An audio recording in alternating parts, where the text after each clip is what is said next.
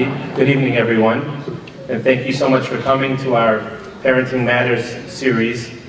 And I guess it's very symbolic and appropriate that we come right after Hanukkah. As Hanukkah, we all know, is the time of focus on chinuch, and tonight it also has an extra special concept of chinuch, because perhaps regular chinuch and parenting could be for Hanukkah, but the day after is what we did not cover on Hanukkah, and maybe the extra difficult piece of chinuch, of dealing with a family when a significant part of the family, one of the children, are in struggle. Before we continue, I want to introduce our featured speaker, but I just would like to ask Rabbi Dr. David Feld to come and say a kapitel tehillim for the focus of chinuch of tonight's program and for all our children.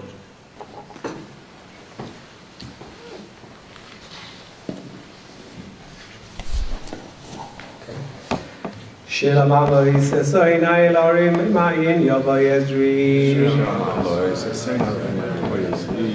Ezri Mim Adino Yosei Shemaim Bores Al Yitain Lamoit Raglecha Al Yonum Shemirecha Inei La Yonum V'la Yishon Shemei Yisrael Adonai Shemrecha, Adonai Tzilcha Yad Yamineka. Yoimam Hashemesh Lo Yakeka V'Yoreach Baloila. Adonai Yishmarcha Mikol Ra, Yishmor Es Nafshecha. Adonai Yishmor Tzischa V'Yecha, Ma'ata V'Yad Olam.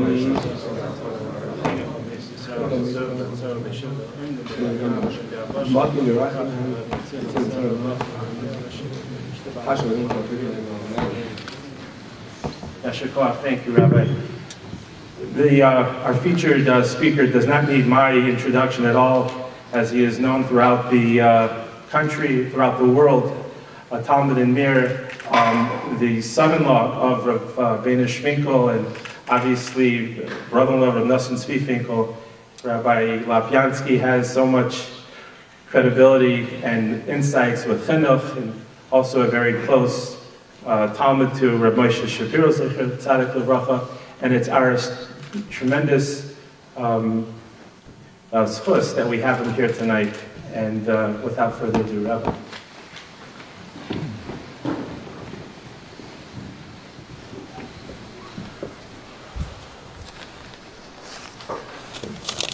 Good evening.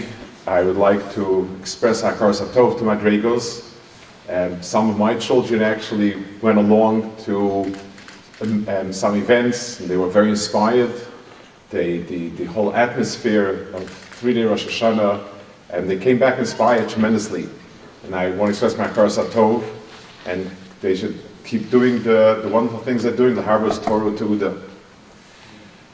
It's obviously one of the great difficulties of our generation.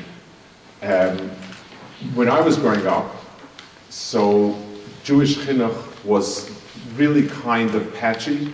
Many people didn't send their kids past 8th grade to yeshivas. Some didn't send at all to yeshivas. And it was a sort of understood tragedy that, of course, your kid will not remain frum, of course, they'll marry out, and so on. It was the correlation between not getting a Jewish chinuch and going off the derech was simple, logical, and the hope was the day when everybody sends their kids to yeshivas, then there will be no problems. With that generation, and we face tremendous challenges and struggles.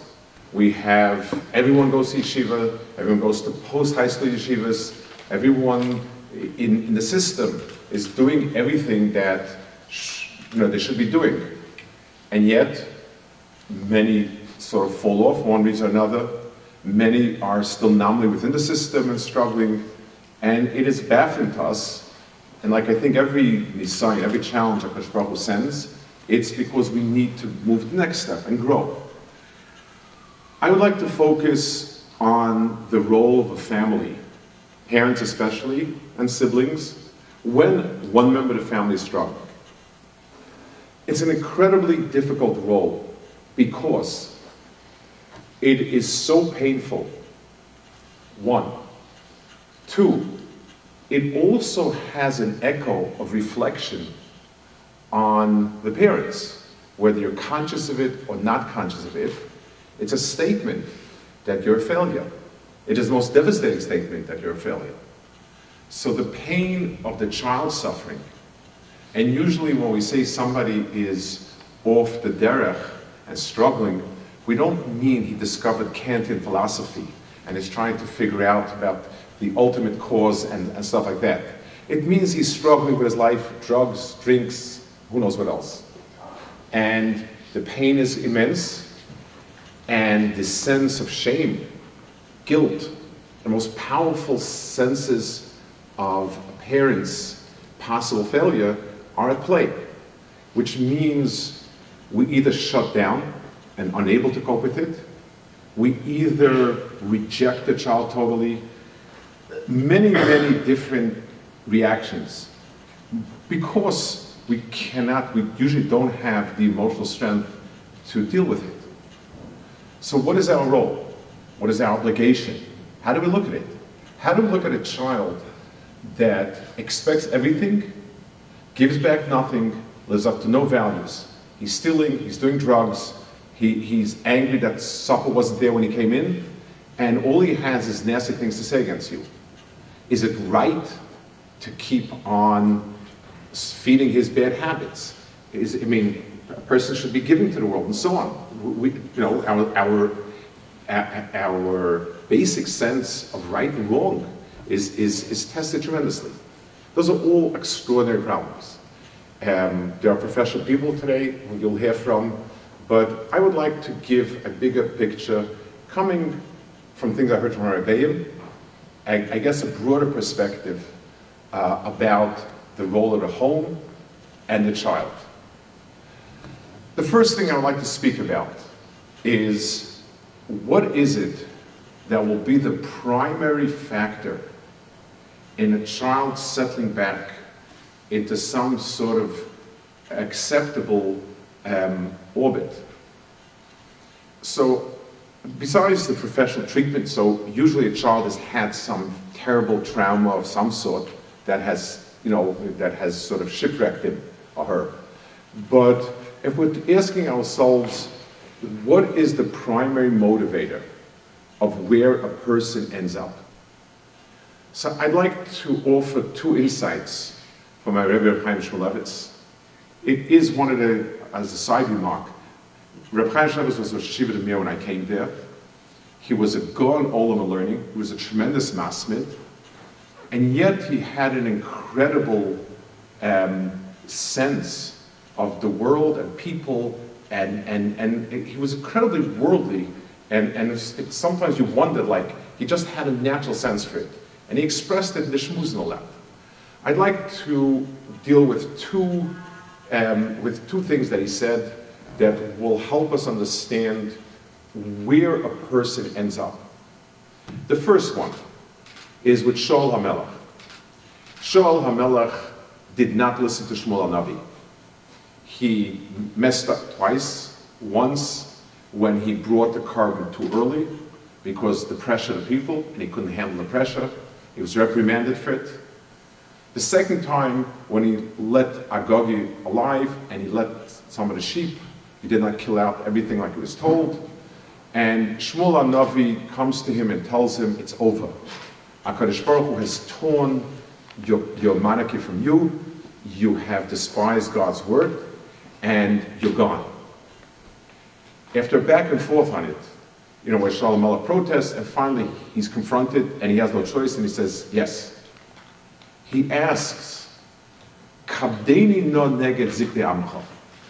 Please escort me out to the people so that I have the proper protocol for a king.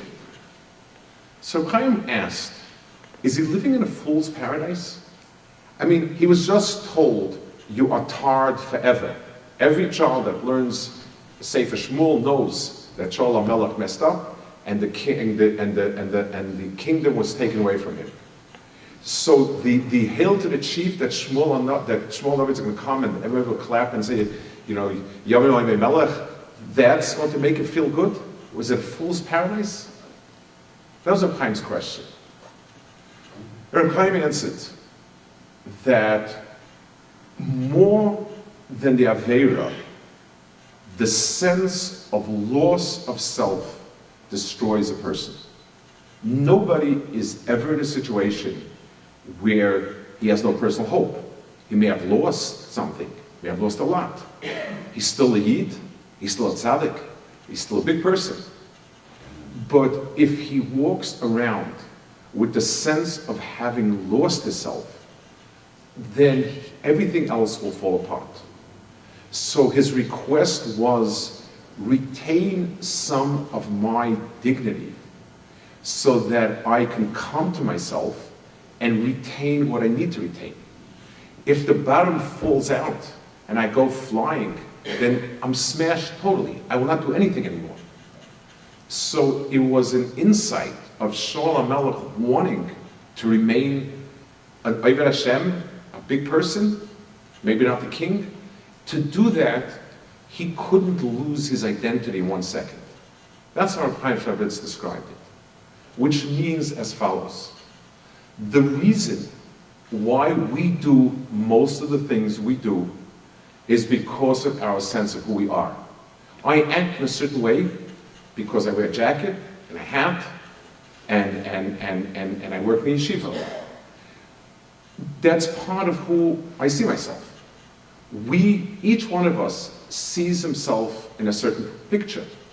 And that is probably the greatest ensure day to day that we do what's right.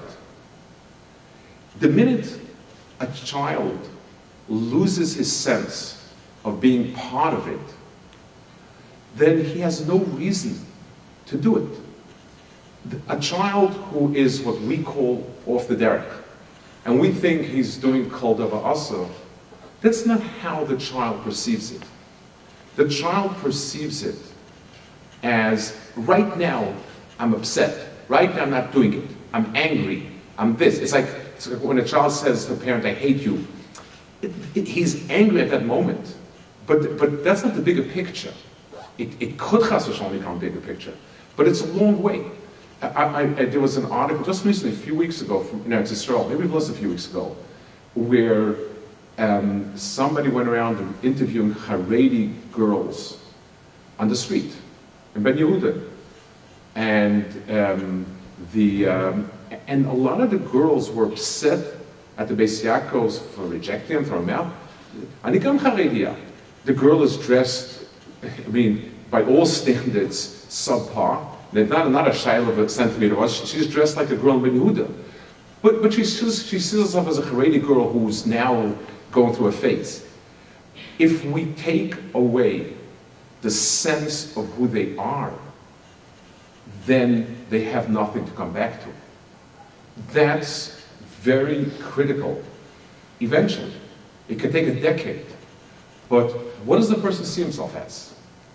That's the role of family, role number one. To give a sense of identity. And the child always, you're the one who likes doing this. So you'll have a situation where the kid may not be keeping Shabbos. And you'll tell him, I want, this mirror is your mirrors. And you say to yourself, he's doing kol davar asur over all his served before and after, and now he gets this mirrors. The answer is because in his own sense of self, if he retains it, then he will at some point see this as an excursus, as some sort of having made a detour at some point. But the most important thing in terms of who we are is that sense of self that a person has. 1. 2, there is, and this again, Reb Chaim Shabbatz would say this, and he would say this with tremendous emotion. We've just read the parashas this week last week, about Ruvain being the one that saved. He came up with the idea not to kill Yehuda, but to save him, put him in the bar, and so on. Yosef, sorry. So Chazal say, what was his motive? Why did Ruvain feel inclined to go against his brothers and to suggest that he be saved? So the Medrash says an extraordinary thought process, gives us an extraordinary thought process. When Ruvain walked around with a tremendous sense of guilt, when he had messed up his father's family life by moving his bed into his mother's house instead of the Bill's house and so on, the Pasuk accuses him of interfering in marital affairs of his father. You desecrated the dignity of your father's family life. And he felt he was gone. But when Yosef had a dream, 11 sheaves were bowing to him. It meant all the brothers. He's one of them. So the Lashon of the Gemedrash is, Humana oisim achai ve'eni matzilo. He counted me as one of the brothers. I'm not going to save him. Ani yisi sover shenitchesi mikach osamaisa. I thought I'd been pushed out of Klal Yisrael because of what I did. V'umoina oisim achai shenema b'chazak chom mishnachveli ve'eni matzilo. He counted as one of the brothers. So the dream, brothers were sure that the dream is some sort of megalomania of Yosef. They're trying to boss them and so on. They did not attribute the dream to being a divine dream. And yet, because Yosef subconsciously counted Reuven in, Reuven said, the brothers consider me one of them. I'm considered one of the brothers. I owe him my life.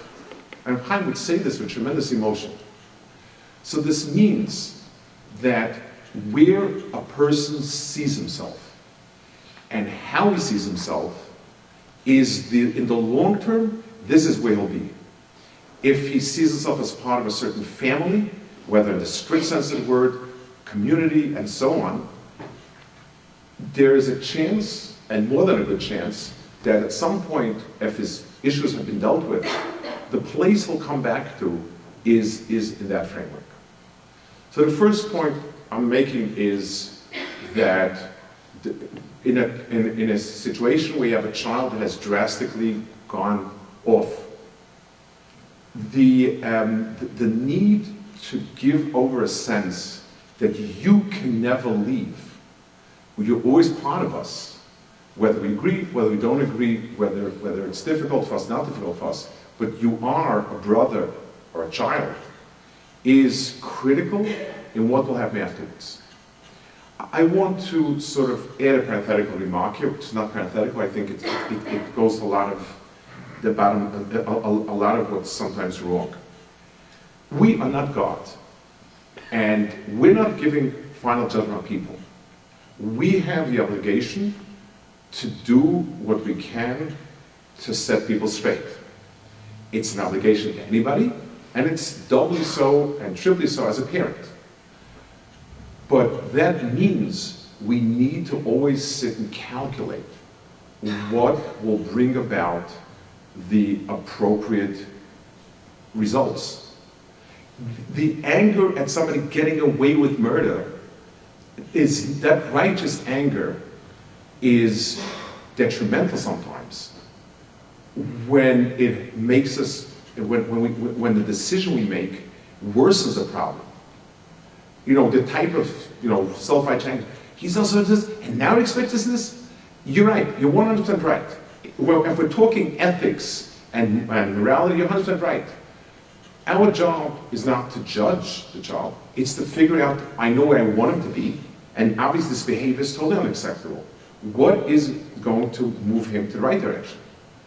It's almost impossible yourself to know because you're so involved, like we said, emotionally. For that, a professional, a good professional, is invaluable. It's critical. But my understanding is I need to do whatever is going to right the boat. It makes no difference of how wrong and unjust and spoiled. All those things have no place in the decision. The decision has to be what will bring it back to the place we want. So having the child feel that a child is a child, no matter what, and a member of your community is a member of the community no matter what, it doesn't bring immediate results. And sometimes, the child or the friend may use it as an opportunity to be more bedafka. But at the end, that's what has probably the most profound effect. So the first point we're making is a person's self-image is that which has the greatest effect on where he ends up. 2, the role of family. So there was a dialogue or debate between Hosea and Hashem.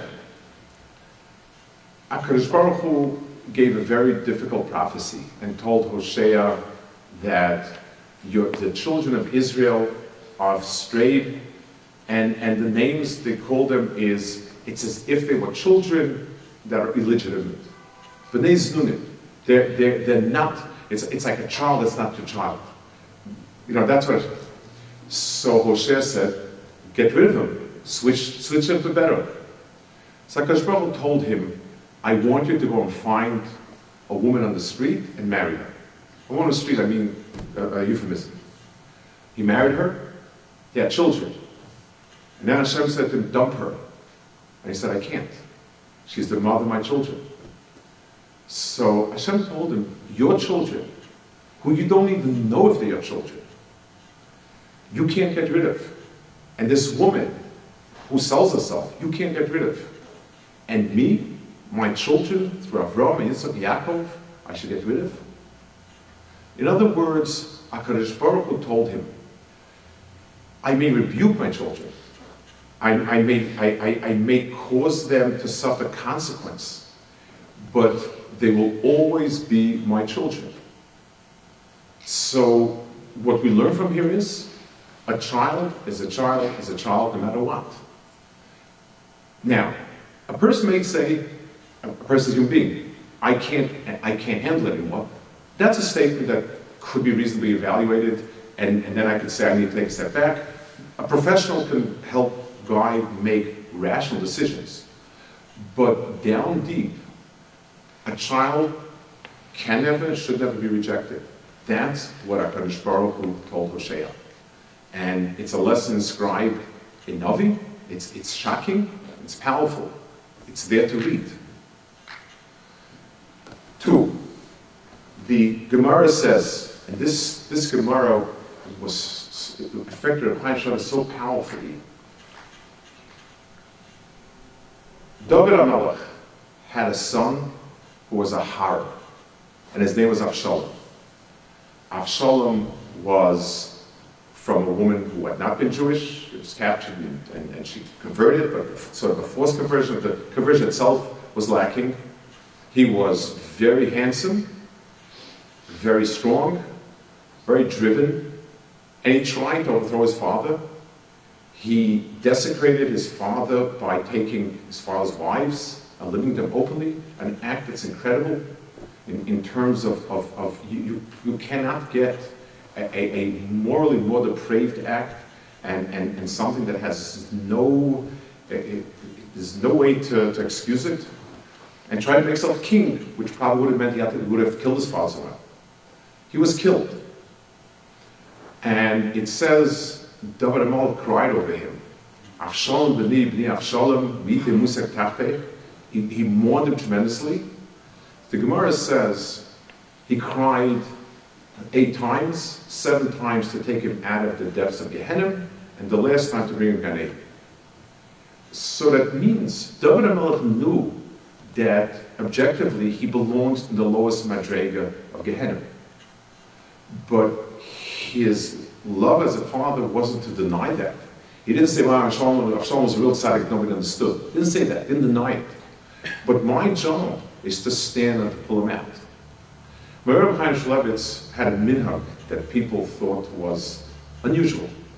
People go to daven to the Kaisel, they go to Madraigos. Reb Chaim would sometimes go, there's a place called Yad Avshalom, which is or is not named as the place where Avshalom is buried, and he would daven, and he would speak about it. I mean, Avshalom goes down as a Russia. He said, I remind HaKadosh Baruch Hu of David HaMelech's tefillas for his son.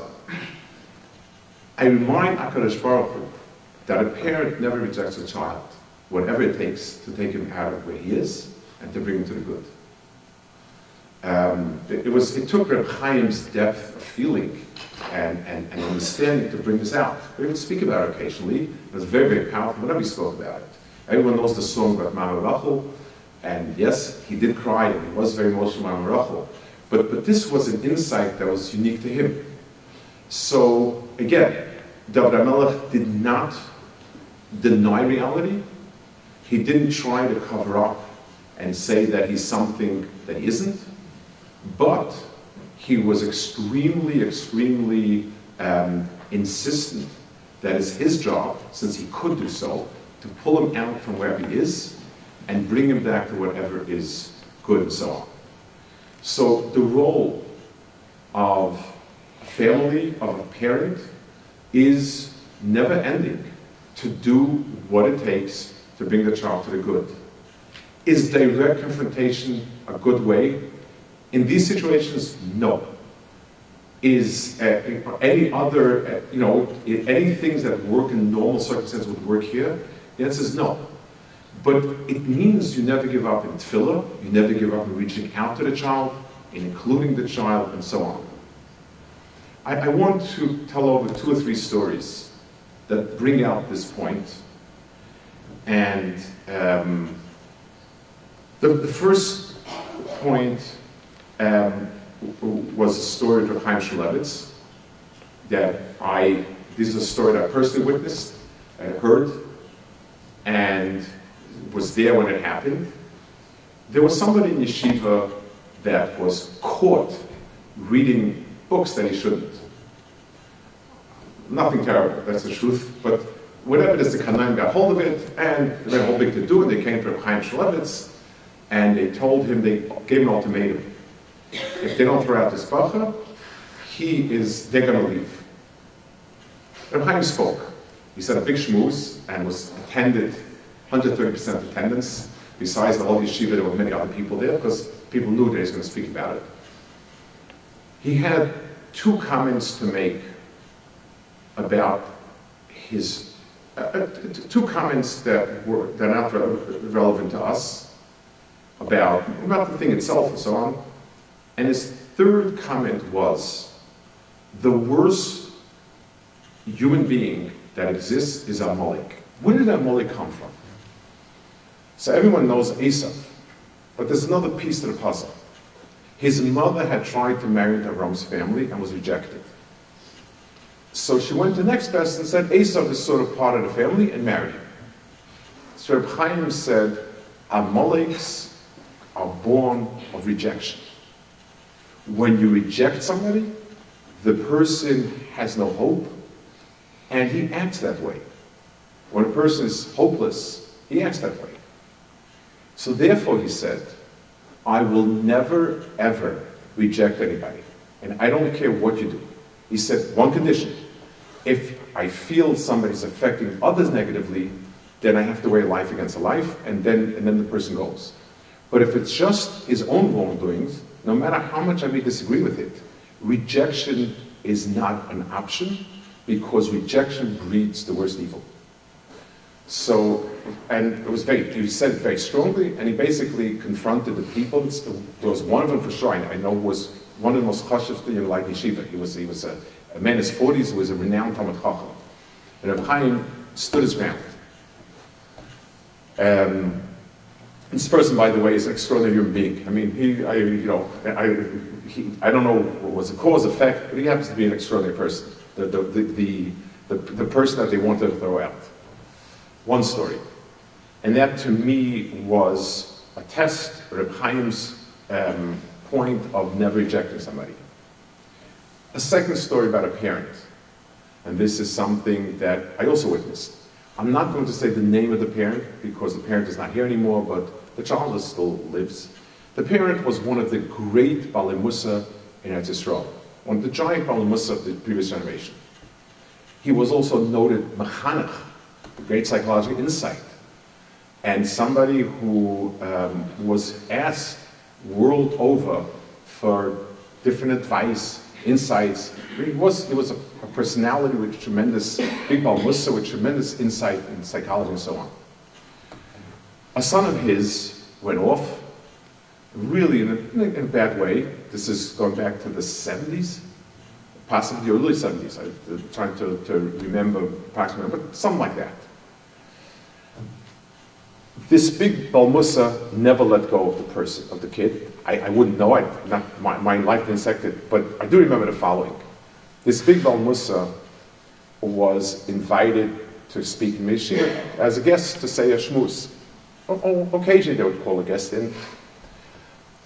His son came in with him, Kobe.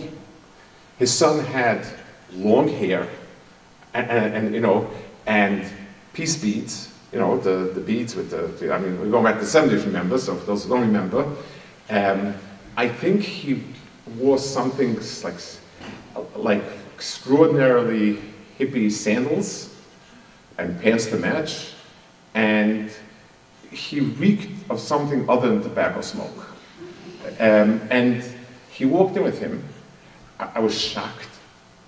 And they walked out, this big, almost speaking to him, says, Kobi, do you think I said right? Was this point well understood?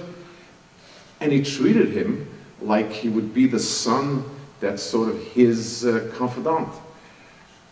To me, that was godless of the Balei Musa. I said, this is what Musa can make a person do. He didn't flinch. He felt this was the right thing to do. It was the right to go about it, and hung on to him. It must have been embarrassing to the ultimate degree. He's coming to me yeshiva, big chacham and psychologist, Balei Musa, everything, and his son is kind of off the street, and it was astounding. I was sitting in the aisle as he walked by and told him these words, Kobi, Zmata Choshev. And to me, my sense of what godless Adam is, shut up, that a person can be like that. But this is his role as a father. And he could do it, and he did do it, and it left a remarkable impression on me to this very day. The third story, and this actually is, I heard somebody, and it was about something in Madraigos, so it clicked and I felt it's appropriate. And it's very, very appropriate to what we're talking about. I was at a Sheva Brachas of a girl from a prominent family who had rough years. On the way to the Sheva Brachas, they were involved in a car accident. Baruch Hashem, unscathed, then somebody had plowed into them. They walked off without a scratch and a little shaken, but they came to Sheva Brachas a bit late. Baruch Hashem. This young woman got up and spoke. She asked to say a few words, and she said she was thinking of what is the message HaKadosh Baruch Hu tried to send her in the accident over here. And she said, a few years ago, she was at a Madraigos event, and she introduced herself to a Chashva Rav that was there for the weekend, for the Yantiv. This Chashva Rav said, and she was talking about her family, and she comes from a very Chashva family, and how wonderful they are. And this girl, and the Rav told this girl, this young woman, with all due respect, you don't quite look the part. You don't look like you're from that family. And she told him, how I got to where I got, that's Yad Hashem, that's Hashkacha. If I return, it's the family. She said the seatbelt saved them the car accident, and her seatbelt in life was a family. She was talking more about a sibling that in most difficult circumstances, they treated her the same way you would kid, sort of, a kid brother or a kid sister. Natural, sometimes upset, sometimes upset, very natural, and never let her feel that she's not part of it. And she said that gave her the sense that, with time she'll come around to it. So, the ideas are appropriate. Doing it practically is difficult. In any time you're trying to turn someone around, part of it is pushing at the right time, in the right way. Rarely, if ever, can a parent or a sibling be the one to do that. Because you're too emotionally involved, and there's too much built-up baggage. Whether it was, whatever it was that derailed a child, parents go back with a history. Not their fault, doesn't make a difference. Their role, once the situation is very difficult, becomes the role of, you're part of the family, or I cannot. I can feel you have responsibilities. If you don't live up to it. But there's no such thing as a consequence of not being part of the family, but not being part of us. It's believing and understanding that every person has a chelko kai mimal, and me as a parent recognize it. It doesn't mean fooling yourself. Sometimes, again, because it's so emotionally difficult, parents will cover up for a child, not be honest with whether it's the school or the professional or themselves. And that's a problem. David HaMelech 7 times said B'nai Avshalom to take him out of Gehenna. He knew where Avshalom is. He understood that what Avshalom did is depraved beyond words. But beneath it all, there was also an Avshalom who was good.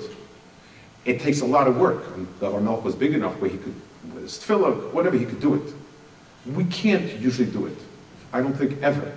At some point, the right thing is, just like a person would not perform surgery on their own child, unless it was a life-threatening emergency, no other choice, because you're too involved, these situations are the same. And working hand in hand with people that are professional is vital. But you have to treat the child as a child. There's another issue, and we'll finish with this, is what about the other kids? Now, this has many, many variations. The ages, the place in the family in terms of, do they look up to him? Is he trying to exert influence? Can't cover that. It's not the scope of what I was speaking about, but I want to speak about a different point of it. It's helpful if the child is old enough and mature enough. So let's say there's an 18-year-old who's struggling terribly and really doing things, they're the one that are troubled. And you have a 16-year-old or a 15-year-old. We're not talking about something influenced, but who's losing out because so much of the emphasis is being given the other. It's helpful. Imagine you would sometimes sit down in a quiet place, take out that child, the 15-year-old or the 14-year-old or whatever, and tell them, I struggle with this. HaKadosh Baruch Hu has sent us a tremendous challenge. He's given us the burden of taking somebody who's going through a very difficult kufa and helping him make through it. I hope I have the strength and the wisdom, because it's very hard. I know that you have difficulties. We spend a lot of time with the child. The other child gets away with things that he shouldn't get away with. But that's the challenge that HaKadosh Baruch Hu gave us all. And we will be bigger people because of it. I hope I have the strength and wisdom, and I'm sure you will have. A child can be made a partner in understanding that, yes, it's a challenging time for everybody. It's not as if the parent now loves this older child or cares for the older child more than for them. Understand that it's hard for the parent as hard as it is for them. Understand that HaKadosh Baruch Hu personally assigned it. I know a great mechanech, again, somebody who's a world-renowned mechanech, and their youngest child was impossible in school. Not drug issues, but just nothing worked, nothing. Just the most difficult child. And he told, and it took obviously a tremendous emotional toll on the Chanech and his wife. And one day he told her, you know, Hashem has trusted us with such a difficult parsha. It's so hard, but somehow I feel that HaKadosh Baruch Hu placed a lot of trust in me. I feel somewhat elevated. I feel somewhat honored. Like, you know, somebody who has a especially dangerous mission in battle, it's a sign not that it's not liked, it's a sign that it's looked up to. And he told me this, Rabbi told me it was very helpful for that. So if a sibling would share in that, and every so often he would have his private time, and you would make it clear, you know, that you would talk about it in the right way. You would talk about not that the older sibling is bad, but he's challenged. If he understands it, that these type of things come through some factors that are out of anyone's control, and it's a Yad Hashem for some reason. It's a Yad Hashem, it's an Nisayan for the child himself who's struggling, it's an Nisayan for his parents, it's an Nisayan for his siblings. And if Hashem is testing us, it means we're considered as being worthy of living up to the challenge. And the challenge, what the challenges are, and if we're patient to keep showing your brother, sister, that things, that they're part of it, someday they'll come. Baruch Hashem, many have come around. But they had to come back to a certain place. That's the issue. If he has no place to come back to, then, if no place to come back to, then he won't come back. I'll conclude with something that I heard from a son of mine, from a child of mine at a Sheva Brokas, and I guess I was very proud to hear it. He said something. He spoke about, it says by Yaakov, that he said, V'shafti b'shalom beis avi, that if I do this, and I come back to my father's home b'shalom, then, I'll do this. So my son asked, he never ever came back to his father. So the deal wasn't kept. And he answered, a child's journey in life is a journey back home. Whatever it is that a child felt in his family is something that deep down is where he's coming back to. And someday he'll know that as difficult as he was, and as pained and embarrassed as the parents were, they never wavered in their commitment that he's theirs and he's one of theirs. That's what we'll come back to. So, Aruka Derech, and it takes a lot of bitachon and patience, but the role is for the child. He should always have a self-image of being somebody who belongs, that is there, and for parents to provide the sense that they don't let go. And if you lose occasion, you lose occasion. We're people, we're humans. But the overall feeling is you're a part of the family, and there's nothing you can do. Just like you can't do anything to get yourself out of Klal Yisrael, you can't get yourself out of family. There are times when a child has abandoned something else when you need to make a decision. That requires somebody with big shoulders made. But it does, yes. If an older child is actively taking another child down, if that is the issue, that has to be asked on a individual basis to somebody with the shoulders to take on something like that. But if not, the holding on to a child and the giving him the sense of belonging and the sense that this is who he is the V'shafti b'shalom beis avi. Bez Hashem, we should all be V'shafti b'shalom beis avi, and this terrible nightmare of a journey should end at some point. Our next speaker is Dr. Hindi Klein. Dr. Hindi Klein is a psychologist, psychoanalyst who serves as a senior clinical consultant at OHEL Children's Home and Family Services. Dr. Klein is the editor of OHEL's journal, Voices of Strength, Personal Stories of Strength that Empower Our Community, and was the clinical project manager of the groundbreaking OHEL film, Rising from Divorce. Dr. Klein is the former director of TICVA at OHEL's New York State Licensed Outpatient Mental Health Center. Dr. Klein holds a postdoctorate in psychoanalysis from New York University postdoctoral program in psychotherapy and psychoanalysis, and maintains a private practice specializing in the treatment of adolescents, adults, and couples. Dr. Klein also provides psychoanalytic clinical supervision, both individually and in small groups. In addition to psychoanalytic treatment, Dr. Klein is training in and utilizing sensory motor psychotherapy as an additional modality of treatment. Dr. Klein is a member of the Clinical Advisory Board of Armudim Community Resources, is on the Executive Committee of the United Task Force, and serves on the boards of NEFESH, the International Network of Orthodox Mental Health Professionals, and Kojo Flatbush.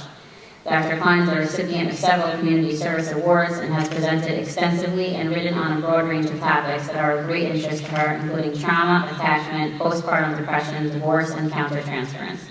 For over 34 years, Dr. Klein's commitment to community mental health has inspired her to lecture, write, and provide treatment to and for the Jewish community. It's my privilege and a pleasure to introduce Dr. Klein.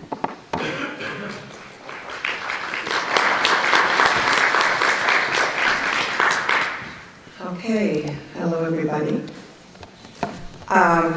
Okay, what I'd like to do is I'd like to, well, first of all, I want to thank Rabbi Silver from Madraigos for inviting me, and Mindy Roblowski for inviting me, which is very kind. I'm honored, even though Rabbi Pansky had to leave, I'm very honored to have been at the same table, so to speak, with him. Rabbi Aaron holds a very special place in our heart, in our family's heart. He is my son-in-law's Rebbe, Rosh Hashiva, and he was actually Masada Kedushin at the children's wedding. And my children, my daughter and son-in-law are very, very close to him, so he's very special in our hearts. So I'm going to be I'm going to be focusing more actually on the siblings.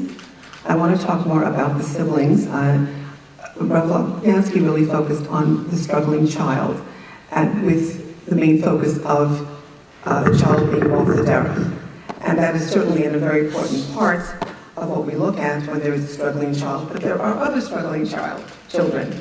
There are children with developmental disabilities, children on the spectrum, children with learning disabilities, emotionally dysregulated children, children who might have any sort of emotional or psychiatric disorder like bipolar or intense anxiety, intense depression, and so on and so forth. And they can really get out of whack. And they can cause havoc in your home. Between you and between the child and the parents, and between the siblings and so on. So what I'd like to focus on is that population, not only the population of the child who is off the derech, although that is, I think, an important part as well. But I'm going to be focusing on maybe all children who have special needs and special challenges, and then of course the siblings. But I think it's important.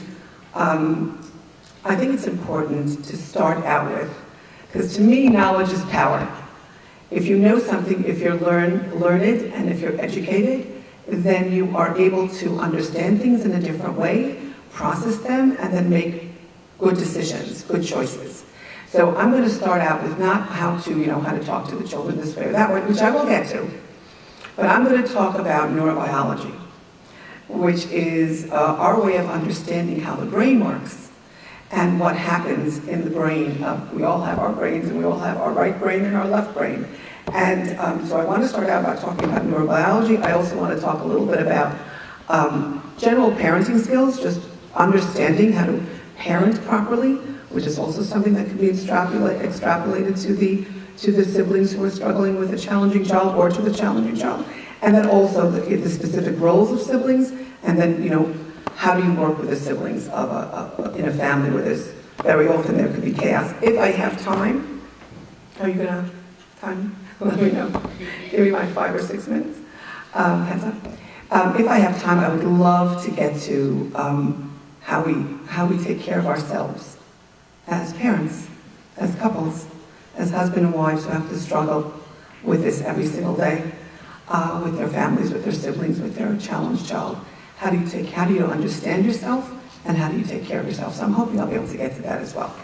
Okay, I'm going to keep the neurobiology piece short. I know I don't want to get too technical.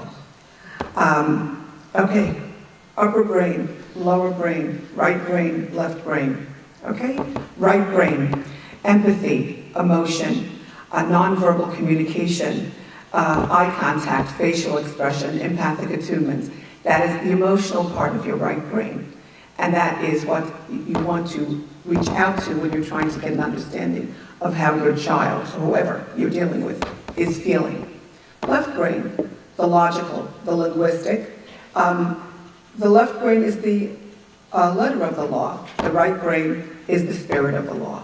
Okay, so how you interpret things is the right brain. If you're going to go by the book, it's the left brain, and that's the strategic problem solving and so on. Okay, then we have the lower parts of the brain that have to do with basic functioning, right? Breathing and blood pressure and all this other stuff, and also fight, flight, freeze, right? So people who understand what I'm talking about, it means that what happens when you're in a panicky situation and you have to protect yourself because you're scared that you could be attacked. If you think of the lower, more primitive parts of the brain, you could be attacked and you could be killed, right? And unfortunately, in what's going on in our day and age, we have to know how to take care of ourselves in crises. You don't have time to process like, well, how do I feel about this right now? And what strategy should I take in protecting myself? No, you go into fight, flight, freeze, and you go into a panic mode, and you learn how to instinctively take care of yourself. Okay, now what you want to do is you want to have an integrated brain. You want to have the bottom going, you don't want, your bottom brain is a more primitive part of the brain. Trauma sits in your brain, this part. Here's your cortex, here's your neocortex, here's the top part of the brain, right brain, left brain. Here's the more primitive part of the brain where you have what's called the amygdala and where trauma sits. So if things happen to you and you're panicky, you're going to go into this part of the brain. And you ever hear the expression, the person flipped their lid or they became speechless? And the reason those expressions is because your neocortex goes offline when you have trauma or when you have a panicky situation. So you're not going to be able to think properly, and you're not going to be able to process your emotion or problem solve strategically. So what's going to happen is you're going to go into a panic mode. You want to get out of the lower brain into your upper brain, and you want to connect and redirect. And usually what you want to do as a parent is you want to take your right brain, which is your emotional brain, and talk to the person you're talking to, the sibling, the challenged kid, and talk to their right brain. So kind of get in sync with their emotion. Like, it seems like instead of when they're getting out of control, okay, so there's so many different things you can do. Facial expression, physical touch, empathic attunement, empathic response. Whoa, this really seems like you're really upset right now. You really, really seem to be, you're shivering, you're so upset. Come here, let me give you a hug. Let's just sit down together. And one right brain talks to another right brain, and then you move over to the left brain and you say, okay, now we're going to strategically try to solve what's going on. How are we going to solve this problem? How are we going to calm ourselves down and think about what we're going to do when your older brother or younger sister is having some sort of meltdown and you can't, and no one's available to take care of you. Because that's ultimately what ends up happening. The child, the sibling especially, what they need to know is that the parents, no matter what's going on in the house, are there to understand them and to keep them safe and to take care of them. Okay? So you really want, and you want to name it to tame it. There's an expression called name it to tame it, which means that if they're feeling in their lower brain and they can't even understand what they're experiencing, what you want to do is you want to give it a name. Okay, so tell me what you're feeling right now. Tell me what you're feeling. Now, also that involves body language. Now, part of what Mindy was saying that I'm studying sensory motor psychotherapy, which is a different form of psychotherapy than what I've been trained in for years and years and years, which is psychoanalysis, which is very top brain, right? Very analytical, very cerebral. But the sensory motor psychotherapy teaches you how to get in touch with your body. So you may notice physical symptoms of a child by the way they are sitting, by their nonverbal behavior. You want to get in touch with that. And you want to be able to comment on that and get them to kind of calm down. Sometimes you want to get children to breathe. And you want to name it. You want to tell them, you know what? Okay, let's see how you're feeling. Tell me what's going on with you right now. Say it. So you fell off the bicycle. Okay, and then what happened? Oh, and I hurt my knee. Okay, and then what happened? I don't want to go on a bicycle ever again. And then what happened? And I'm so scared, and I'm so upset. And then what happened? And you go through this, and through this, and through this, until they say, okay, how are you feeling now? Sometimes by that time that they're naming it, they feel better. And then you could say, okay, let's talk about maybe one day you could go on the bicycle. Let's talk about ways we can go on the bicycle. Or the challenged kid just came here and took all my toys and tore them up. And here I was in my room doing my great coloring. And now all my toys, all my beautiful drawings that I wrote are ripped up and they're on the floor. Because Shmuley had a tantrum. Now what do? Okay? So you also want to protect the younger child or the older child, whoever it is, from Shmuley maybe, so you want to possibly get Shmuley in a safe space, but you also want to right away take care of the quote-unquote injured party, which is the child who's suffering, and say, okay, come here and let's sit down. I also have trained therapists and talk to therapists that are providing what we call a therapeutic hug. And anyone know what a therapeutic hug is? So a therapeutic hug is when you really come, we do this a lot of time with children who are really acting out and they're flailing all over the place. So they really, I have to stay here, I have to stay in this position. They flail all over the place and you're trying to contain them. You want to contain them. So you come from behind and you give them a big hug and you're containing them like this from around. It's very, very soothing to many, many children. I actually know a little boy who came over to me one day and said to me, can I have a therapeutic hug? Because they realized they were about to have a little bit of a meltdown, and they knew that they could be contained by this. So they asked for it, actually. Okay. So you want to try to instill in your children how to control their emotions and their body, self-understanding, empathy, ultimately morality, and you want to create positive mental models. And through good, effective parenting, children develop important relational skills like communicating, listening well, learning how to interpret facial expressions, understanding nonverbal communication, sharing, and sacrificing. Okay, now I'm going to do a little exercise. You don't have to do it, I'll do it, but if you want to, you could do it. You could do it along with me quietly. So listen to my voice. No, no, no, no, no, no, no.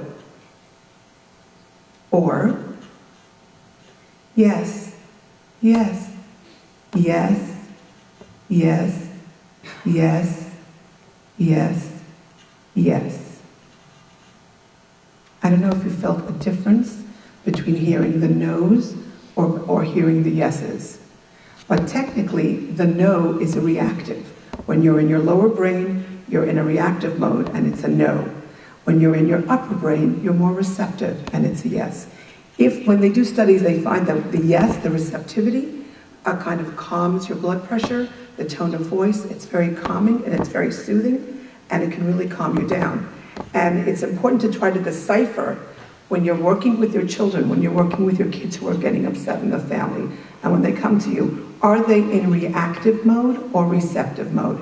Because if they're in the reactive mode and they're in their lower part of the brain, they're not going to hear you. They're going to be shut down, and they're not going to be able to process anything with you, and they're not going to be able to talk things through, and they're not going to be able to go from their right brain to their left brain. So you want to get them when they're in a receptive mode, okay?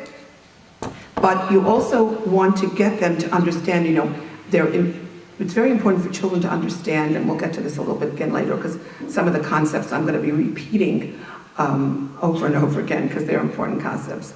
You want children to understand the difference between individuality and relationality. So of course you want everyone to be an individual. They can't always be what you want them to be. They have to grow up with their own sense of self and their own sense of who they are. But you also want them to be able to relate to people. If they're not able to relate to people, then we are interpersonal beings. That's how our brains are programmed. Our brains are programmed to be interpersonal, to be interactive with another. But you don't want them totally relational either. If they're totally individualistic, they can grow up to be selfish and isolated. If they're too relational, they'll grow up to be very needy, like I'm always dependent on everyone else's opinion.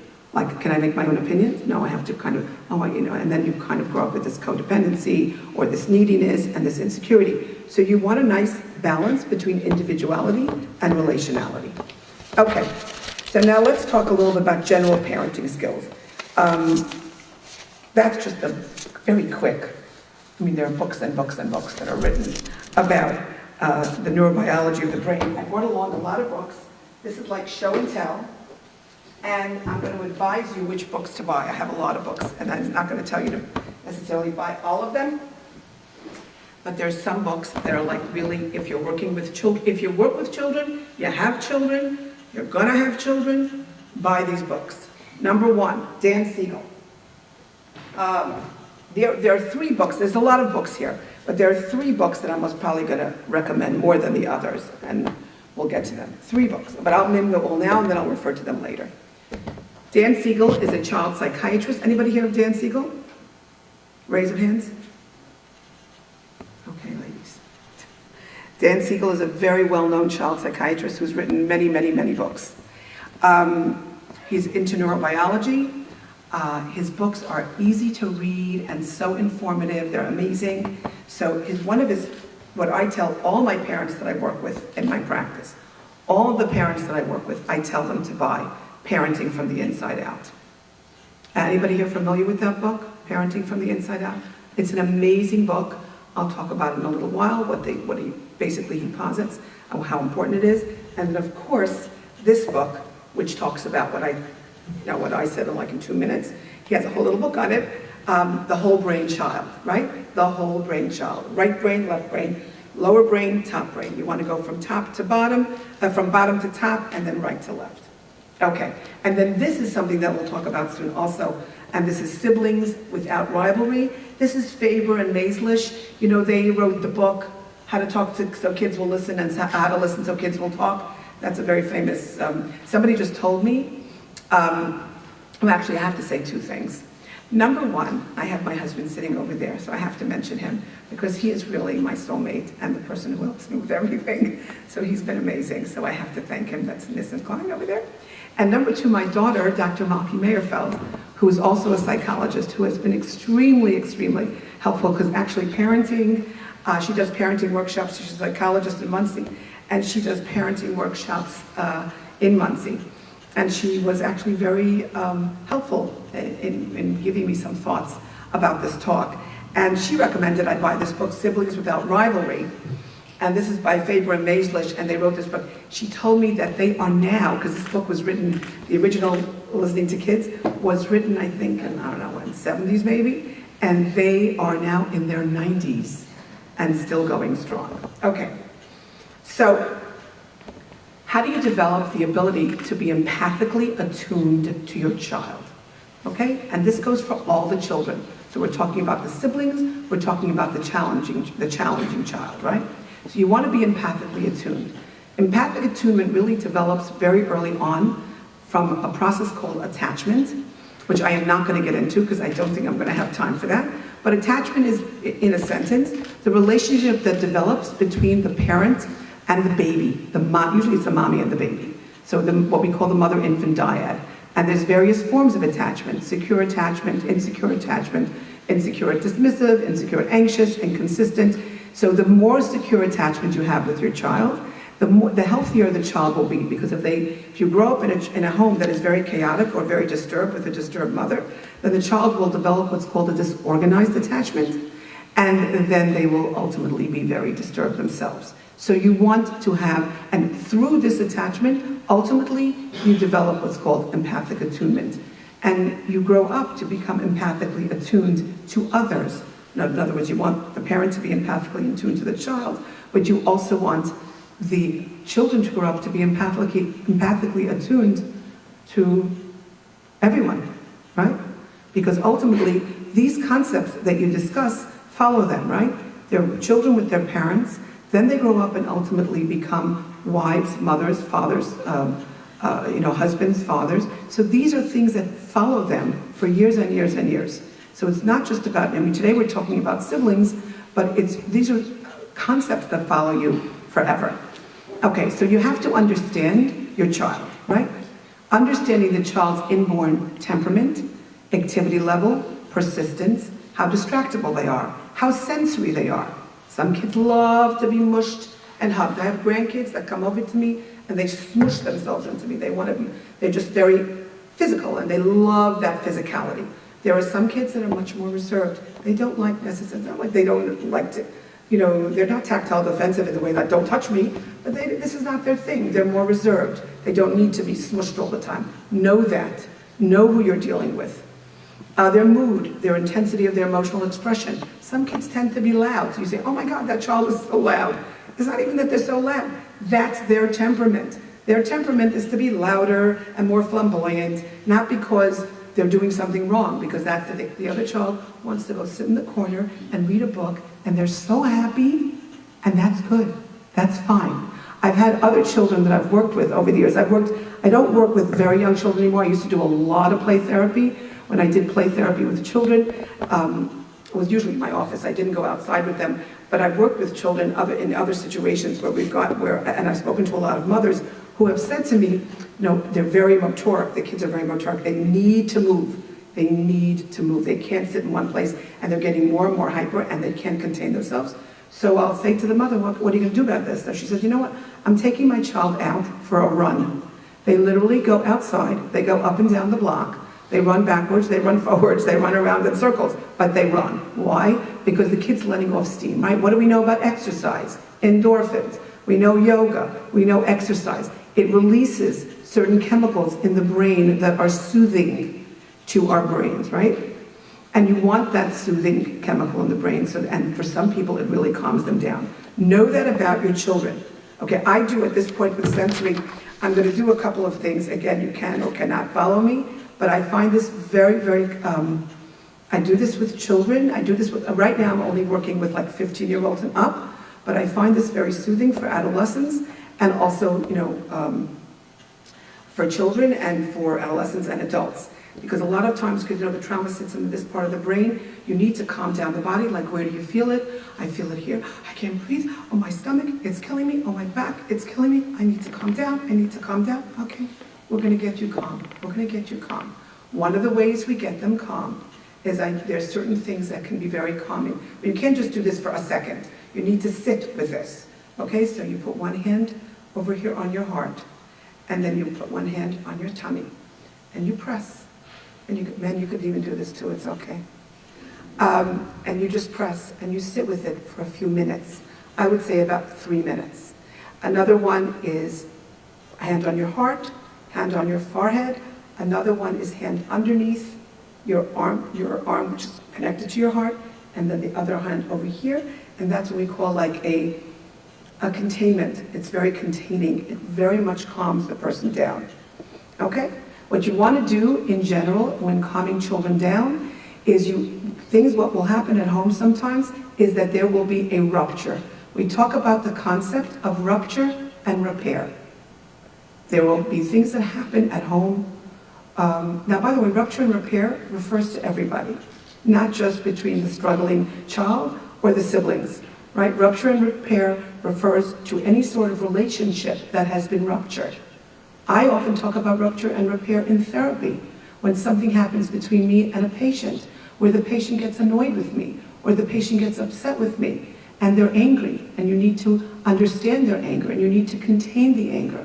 So we have what's called the rupture. What is our role? What is our responsibility as parents? We have to understand what the rupture is, where it's coming from, and we have to repair it. And in order to, and you need to understand your child and so on and so forth, their uniqueness, and so on, we'll get to that. But what you want to do is you want to offer your children a way to repair the ruptures that have erupted over the course of whatever situation. Okay, and another important aspect of good parenting.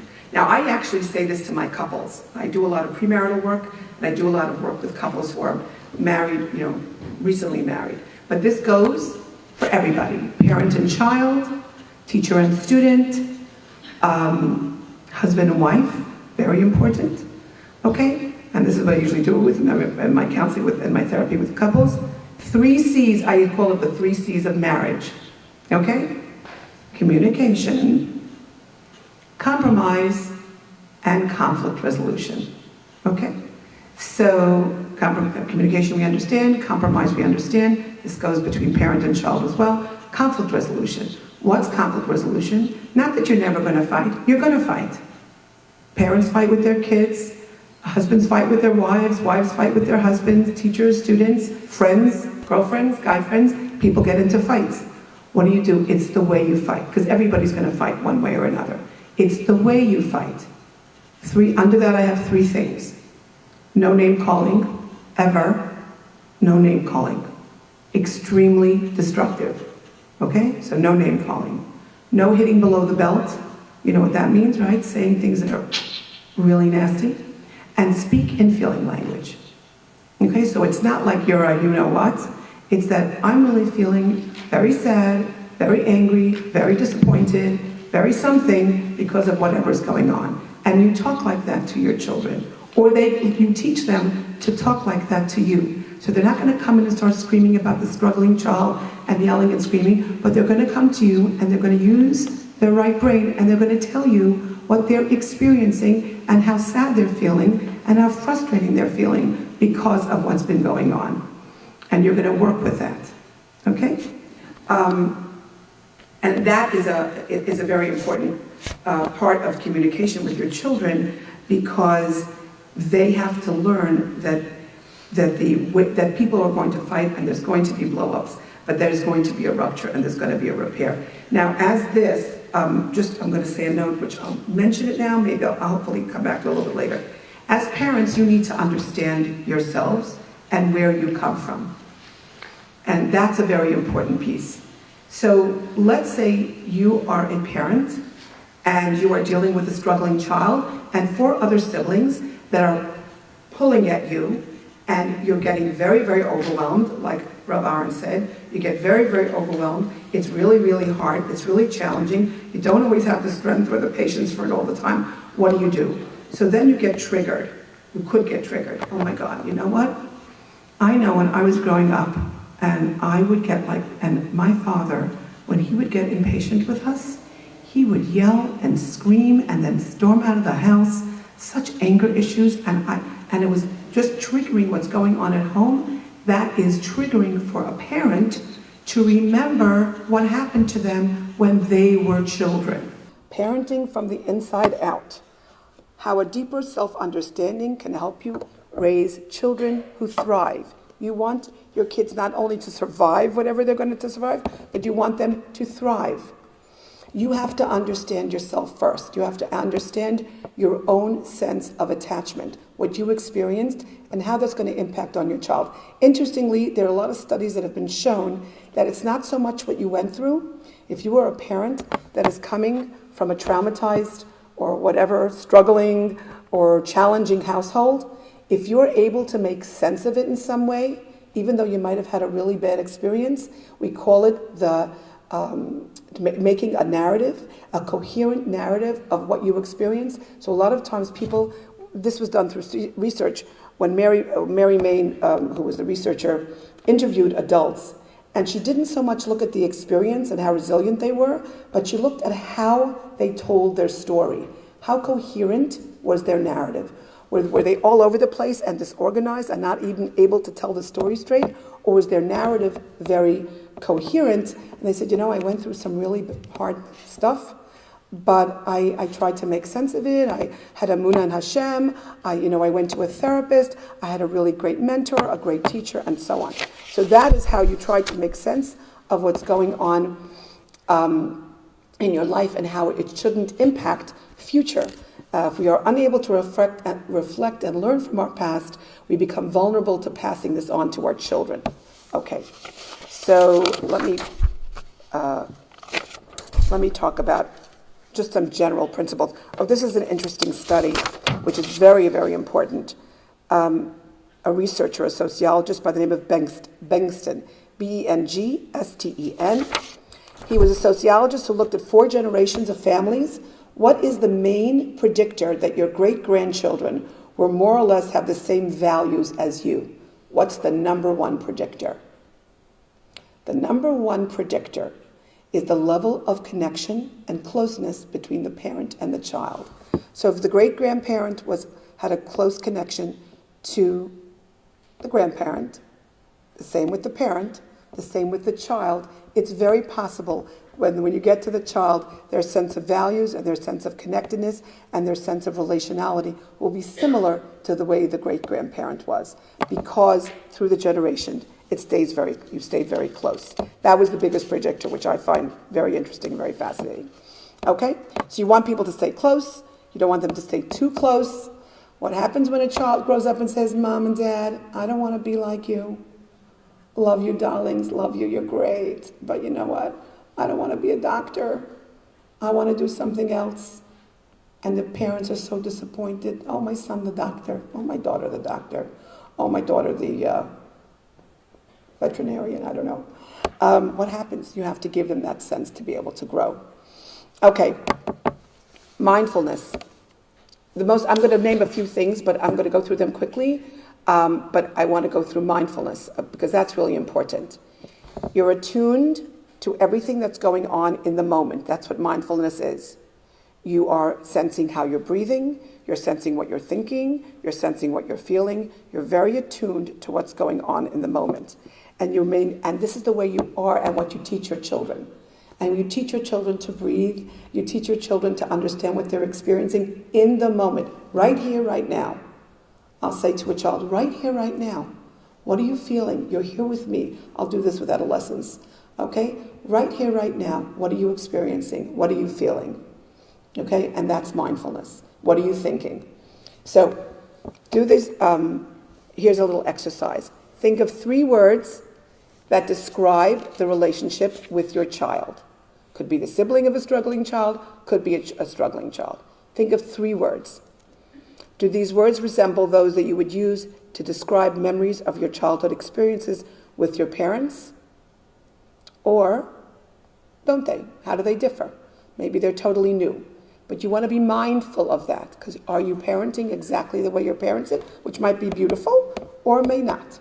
So you want to be mindful of that. Okay, you want to instill, this is what you want to instill, general good parenting principles, joyful living, self-esteem, love and affection, physical and psychological, attachment and attunement, and attentiveness. We've talked about that. Validation. I'm going to get to validation in a little bit when I talk about the roles of the siblings. Structure and frame. Rules give structure and structure give meaning. Consistency. Role modeling, which is, I can't even tell you, because if you role model properly, if you show your siblings how you are dealing with your struggling child, if you give them a sense of, this is the way I'm going to deal with this child.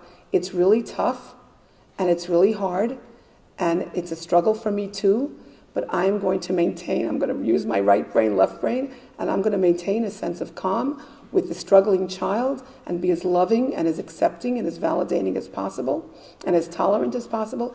You are sending a hugely powerful message to your children. Okay?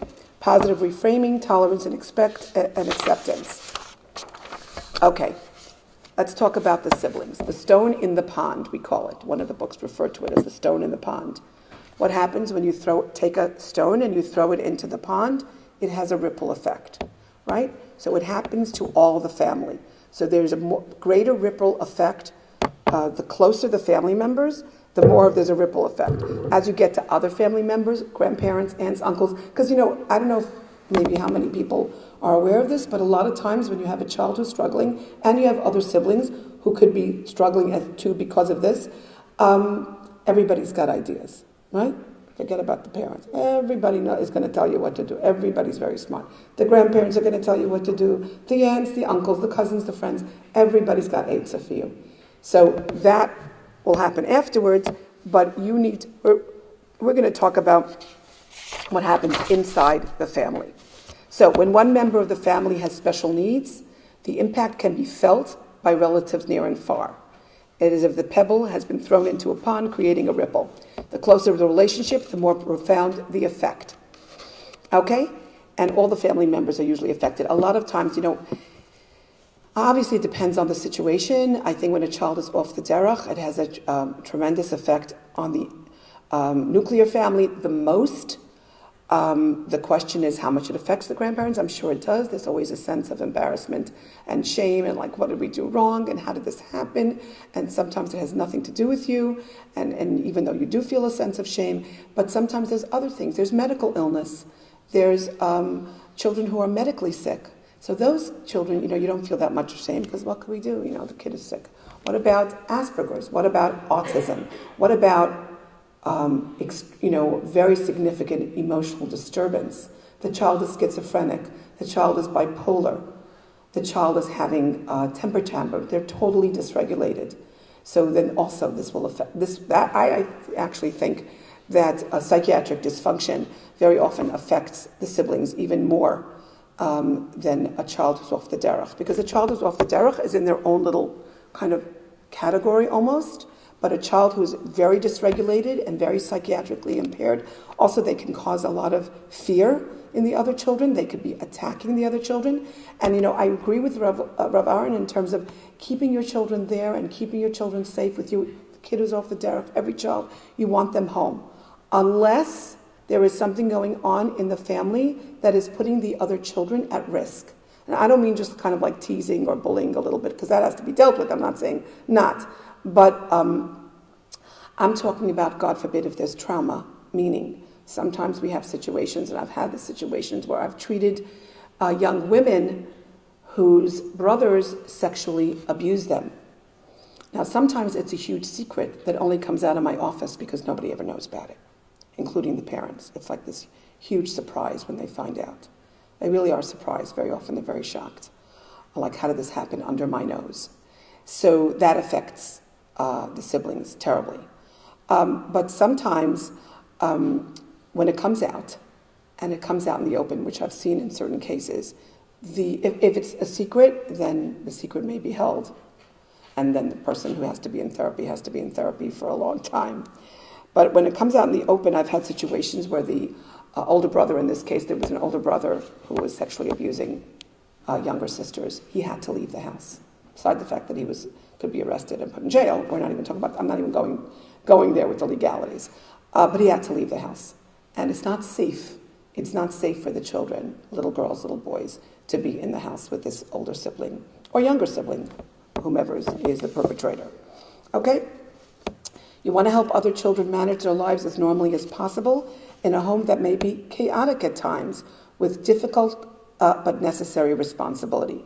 Research with adult and college-age siblings have shown that having a sibling with difficulties can have a long-term impact on the remaining family members, including having issues of their own that often go unrecognized by others whose attention is necessarily focused elsewhere. Also, the children, sometimes they don't want to complain. I am going to give my parents more tzaras. There's so much tzaras with these kids, with this kid who's off the derech. There's so much tzaras with a psychiatrically impaired child. I have to be perfect. I have to be the caretaker child. I'm going to rise above the situation. That child's like this, I'm going to be like that. I'm going to be a good girl, a good boy. I'm going to be the caretaker child.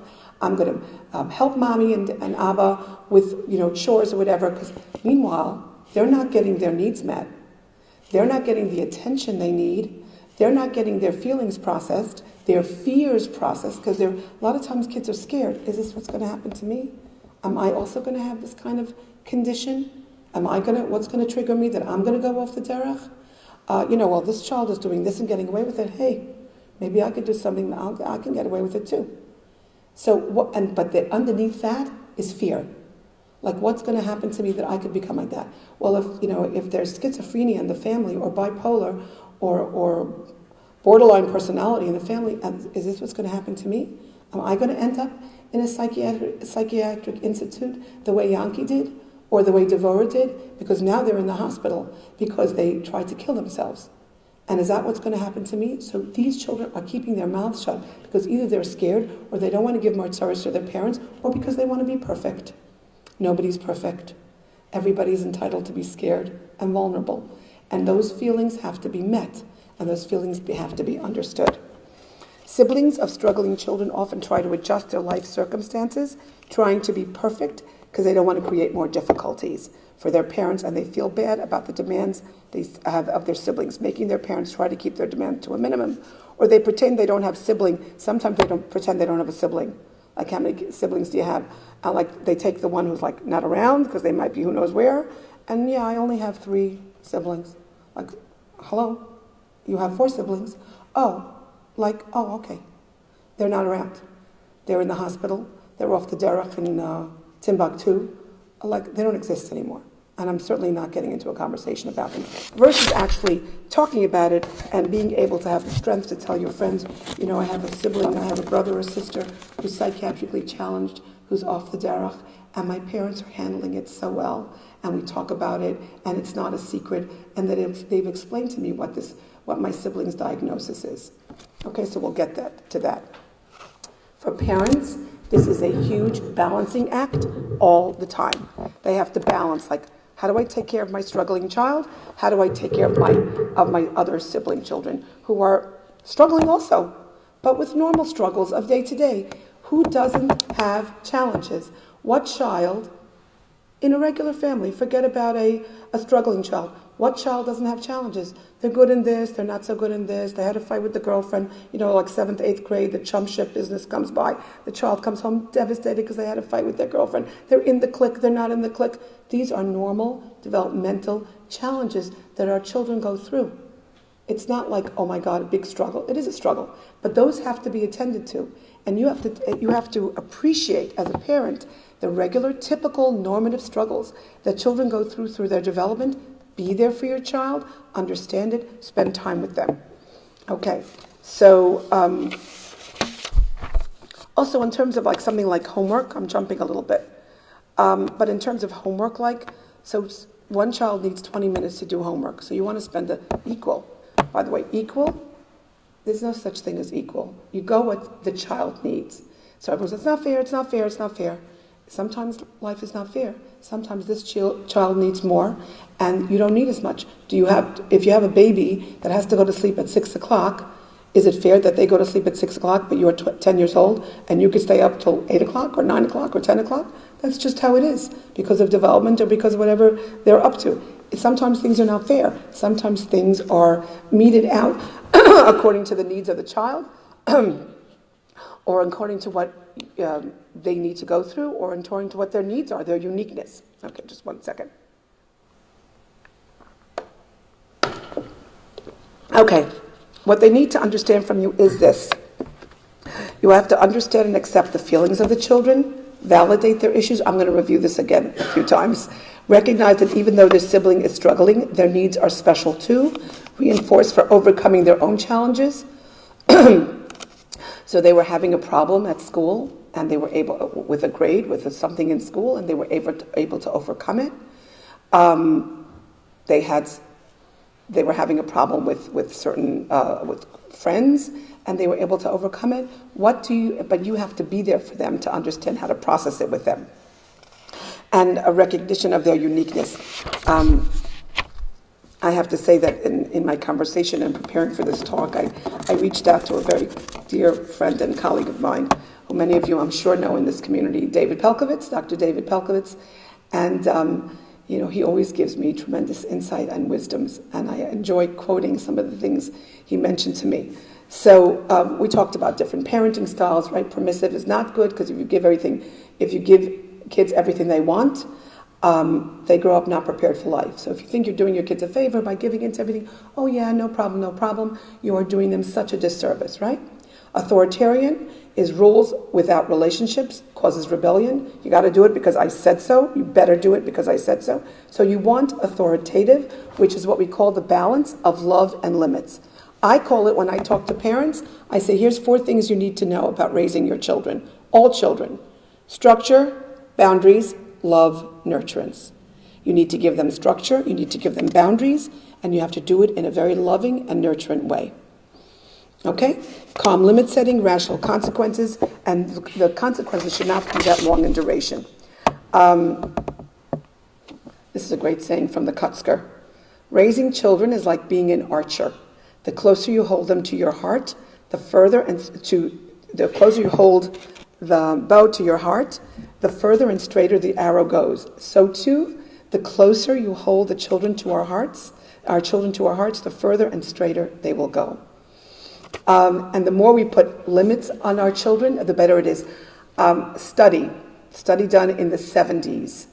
So what happened was in the 1970s, I think it was, I'm trying to remember, there was a study done because there was a rash of copycat suicides in Westchester. I don't know if anybody of you remember this. You're all too young, probably. Copycat suicides in the 70s in Westchester. And they said, what's going on here? We have to study this. What is going on? What is going on? So they did a study, and guess what they found? So here we were in the 70s and like this 60s, 70s, me generation, the parents, they have the 16, 17-year-old kids, and there's these wealthy parents, and they're partying and doing their drugs and having, and they say, here, the 16 years old, okay, you just got your new car keys to your Mercedes, here's the car keys, and you know what, we trust you, here's the credit card, here's the car keys, you know what, come home whenever you want, we trust you, we're going out here, we're going out there, we're going on vacation, just keep your grades good and, keep out of trouble and you'll be just fine. So it seems that one day a whole bunch of kids were sitting around and they started talking about how meaningless life is. Life is meaningless. They have no structure. They have no boundaries. They can do whatever they want. Parents are never around. They're never there to talk to them. They think that by having the credit card and the Mercedes, they're good. Well, guess what? They weren't good. So one child decided life has no meaning and he killed himself. I think it started with a guy. And then there was a rash of suicides that followed. And what do we learn? Structure, boundaries, love, nurturance. You're not doing your child a favor by not giving them structure and boundaries.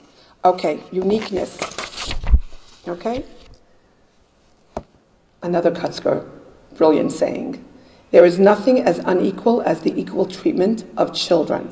Children need to be dealt with not equally, but according to their unique needs. Okay? Children are unique. There are no two kids alike. From the struggling child to the normative child to the typical child. There's no such thing as, they're all the same. Now, you can have 2 kids, you could have 5 kids. Some families, there are 15 kids. I'm working, I have to kind of distort this. Okay, so I'm working with somebody who comes from a very, very, very large family. And the children were all lumped together and not treated uniquely at all. And all the rules, they had special rules in the house, and the kids had to all abide by this rule. Nobody cared that they were unique and they needed special treatment because of this, that, and the other thing, whether it's educational needs, psychological needs, whatever they needed. They were lumped together, very often locked in a room and kind of fend for yourself. And what do we have? We have a bunch of traumatized kids in our hands now. Who knows how many years later? Okay? So children are unique, and they have to, and everybody has something unique to contribute, and the power of diversity and perspective, understanding how each child can be appreciated for who they are. Okay? And the studies show that dwelling on the positive, when we focus on the positive and the child's uniqueness, more happiness and engagement in school, better academic performance, easier transition to grade school, high school, and beyond, better work performance, better marriage, better ability to heal from illness, better ability to cope with stress, positivity, once again, structure, boundaries, love, and nurturance. Okay, so sometimes kids are quirky, and that's what I'll call, let's say, there's another book here, I don't know if I have it here, called Quirky Kids. It's a great book. And it talks about kids that book was written really for the ADHD, Asperger's, autistic spectrum child, who really can create, very disorganized child who can create a lot of difficulty in the family. And children can become very overprotective of those children. They try to be perfect. They try to take care of them. And you don't want your other siblings to become caretakers. That's not their job. Their job is not to become caretakers. Their job is to be compassionate, empathic. No. Okay. Be passionate, compassionate, and to understand perspective and tolerance and stuff like that. Okay, I'm going to skip because I have a few pages left and a few things I want to say, and I know my time is limited. Okay, so we want to also consider the various roles of siblings. A lot of times siblings will see themselves in a certain way, caretaker, perfect child, not so perfect child, acting out child. They'll see themselves in a certain way. The parent sees them a certain way, they see themselves as a certain way, and the other siblings see them a certain way. So you want to kind of dispense with those roles because you want the child to be able to kind of come out of the roles, and they need not to be necessarily placed in a role where they're bound by that role. And also very often the children want to do something, and you don't want them bound by the certain role. Okay, and why would you limit the children? A very quick story. The therapist in one of his books was doing a group, and the group, she was going around and saying the roles that the children had when they were growing up, group of mothers. And the mothers were talking about different things, what role they played. And one mother saw herself as the musician. She loved playing the violin. What happened? She was playing the violin, and her little sister was observing her play the violin, and ended up picking up the violin like naturally without a lesson, and she just took off. She was like a protege. She was like a natural, and she just took off and was great. And the older daughter saw that and maybe there wasn't enough money for two sets of lessons, so the older daughter came to the mother and said, you know what, maybe I don't need the lessons. I'm not so good at this, but look at this one. She's so good. Maybe she can have the lessons. And the mother said, really? Really? And she goes, okay. And she stopped the lessons of the older sister, and she gave them to the younger sister. She goes, it always bothered her that she was never able to continue her beloved violin. So they went and they role played. And the therapist was the mother, and the daughter was saying, okay, you know what, I'll give up the violin. I won't play the violin, I'll give it to the younger sister. And she said, well, what if I tell you that you both can play the violin because you're good at the level that you're good at, and your sister is good at the level that she's good at, and you could both play the violin, and you could both be good at it, and everybody does it to their level because everybody's different. And the woman looked at her and in this role play and started crying and said, wow, that would have been so great if my mommy would have said that to me, to let her continue playing the violin. If it would have been just so, and not having to be the sacrificial, good older sister and say, okay, I'll give up the violin. Okay? Now what ends up happening is, and I'm going to talk quickly, when you have a problem child in the house, the problem child becomes more of a problem if they put into this role. The burdened parent begins to make demands on the normal children, and the needs of the normal children are brushed aside when in reality, kids deserve the right to be ordinary. I'm an ordinary kid, I have ordinary needs, and I need to be heard, okay? And how could you ever think, I love this, how can you ever think of wanting to go for ice cream when your brother is having a meltdown? What's wrong with you that you want to go out for ice cream right now? Your brother is having a meltdown, as opposed to, Mamala, I hear you. Maybe this is overwhelming, maybe you're a little nervous, maybe you're a little scared. Come, let me sit with you for a minute. I have to go take care of Yaakov or Shmuley or Devora, but I understand that this is important. Maybe you want to kind of go out and get some ice cream, and then we'll talk when you get back. So you're going to her right brain, how she's feeling emotionally, you're doing left brain strategic problem solving, and you're coming up with a solution. Okay. All right. Promoting tolerance and acceptance in the siblings. Help them understand that their children have brains that are wired differently. They have a child that's off the derech. Why they're off the derech could be because of something in the way they are as people. You want to give them an emotional vocabulary. Very often what is recommended, I don't know how people feel about it, is to, if there is a diagnosis, certainly a psychiatric diagnosis or other diagnosis, you might want to ask the child first, the struggling child first, is it okay if I share the diagnosis with the siblings? Because it will give the siblings knowledge, right? Knowledge is power. It'll give them an understanding, oh, this is why he's that way. And I have a better understanding and acceptance and tolerance of the child because I understand their diagnosis. And you want to give them an understanding of what is going on with the struggling child so they understand it, but to utilize discreetly. They're not going to come to the dinner table, okay, so let's now talk about bipolar disorder. They're not doing that. But they're having an understanding of it so they can talk to you about it. Now, let's talk about time. right? We're not equalizing. It's futile to try to make things equal. Children can never get enough. Parents can never give enough.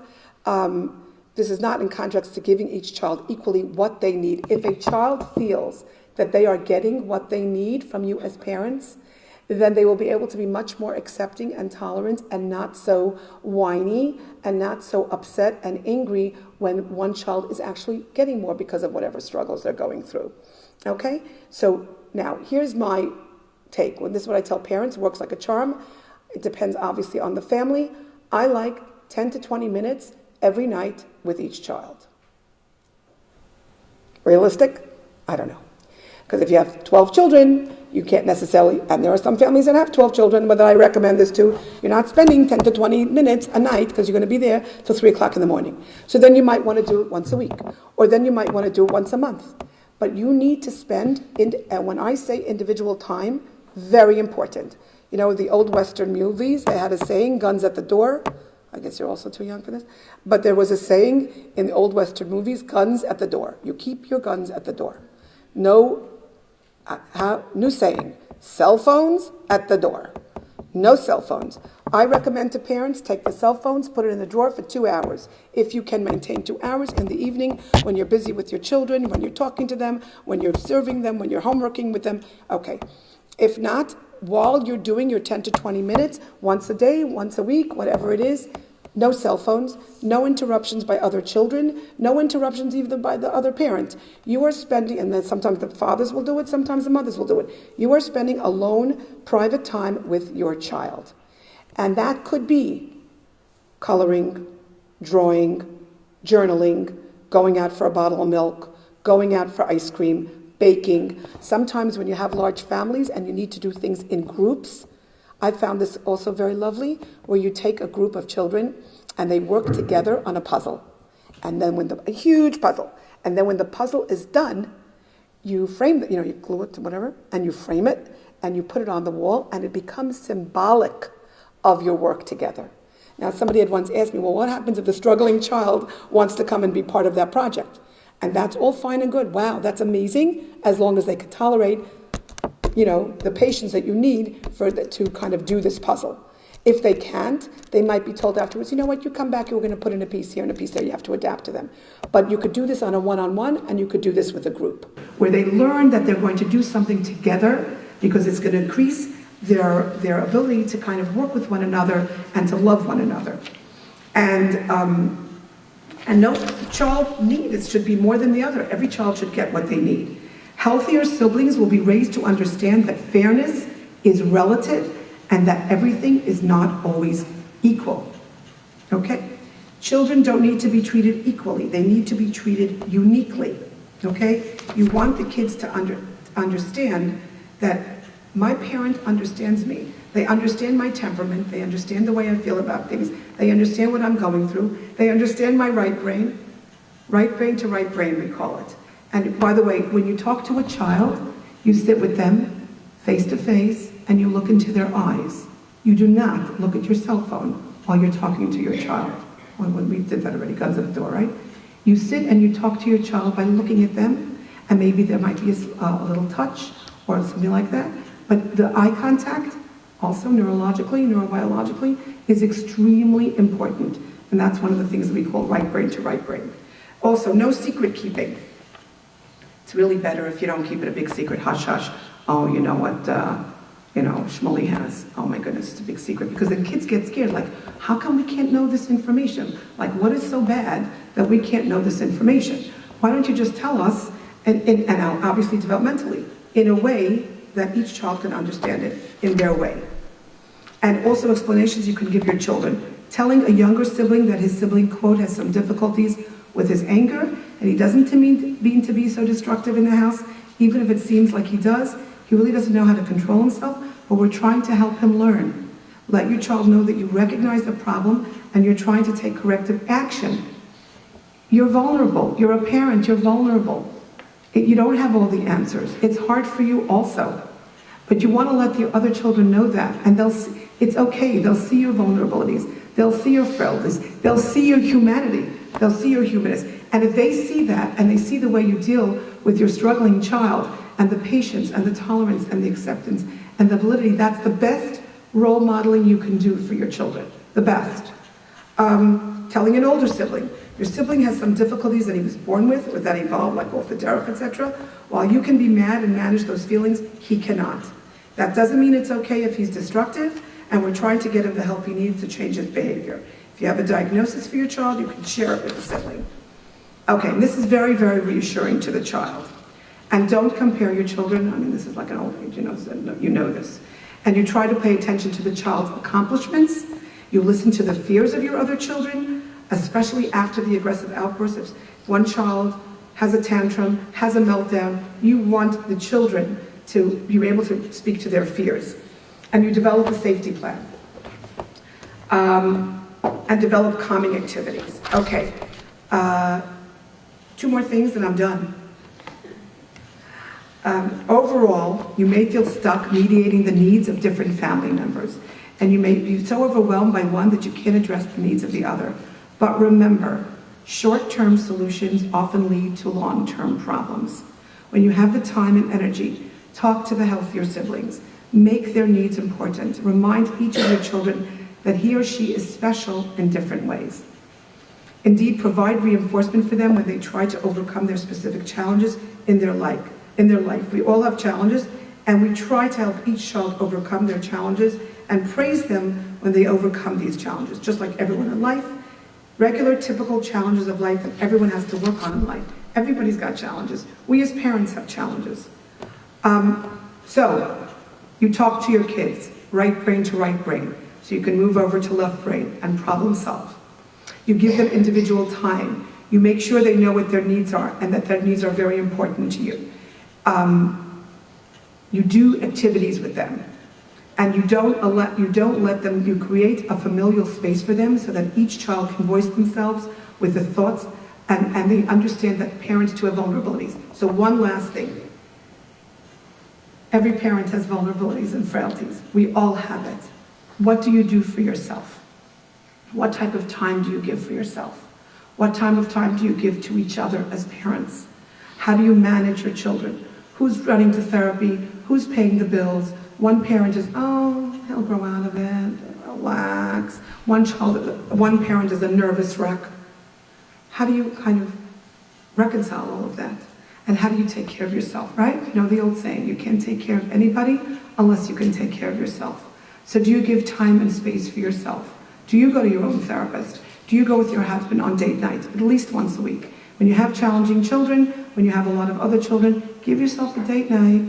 Go out, look at into each other's eyes, celebrate one another, praise one another. If you're upset with one another, do that also, right? But you can say I always tell people, you can say anything to anyone, as long as you say it with dignity and respect. You can say how you're feeling, but you need to take care of yourself, because otherwise you're going to get so frazzled.